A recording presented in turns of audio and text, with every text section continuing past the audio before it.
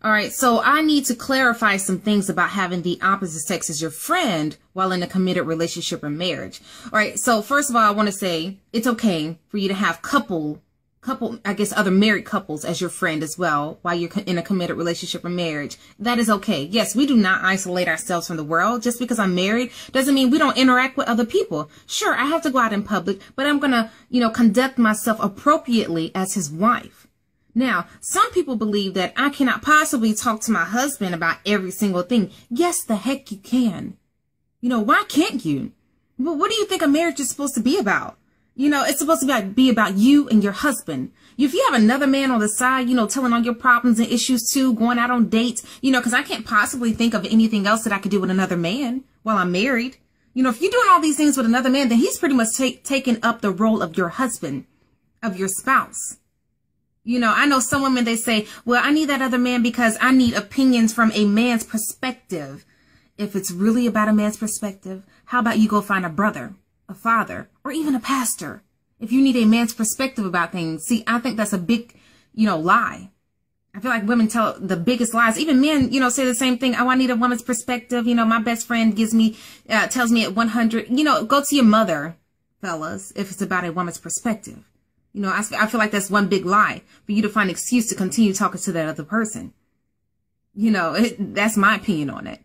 Then you have those people who say, you got to be one of the most boring person in the world if you can't, control yourself. It is not about controlling yourself. It is the other person. You must understand that the enemy comes in disguises. The moment you and your husband or you and your wife has a fallout, which all marriages, every relationship does. I don't care who you are. I don't care how famous you are, how popular you are.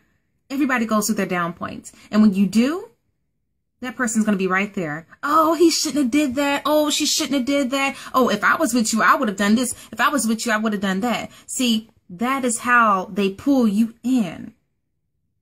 Most people are not in your life, well, of the opposite sex are not in your life or just there because, oh, I just wanted to be their friend from the beginning.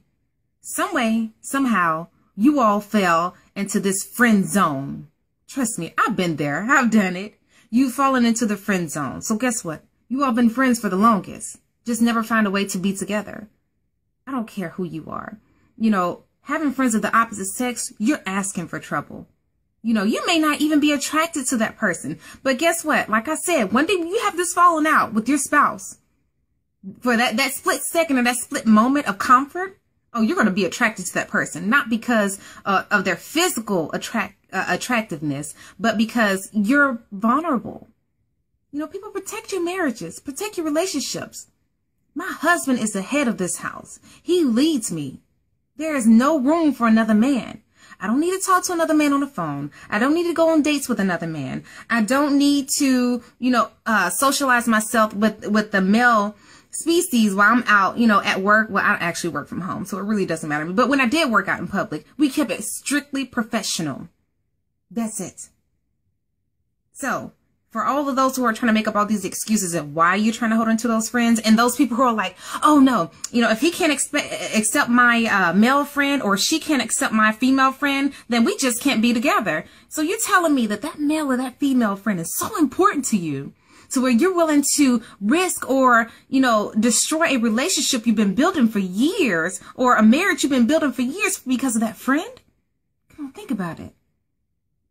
So obviously that friend is more important than your marriage. If a man has to leave his mother and his father and cling to his wife, as the Bible says, then what do you think, happens with those friends?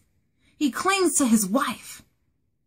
A woman clings to her husband and they become one. Don't get it twisted, people. Now, I'm ready for all the nice little comments and excuses people are going to come up with now. Hit me.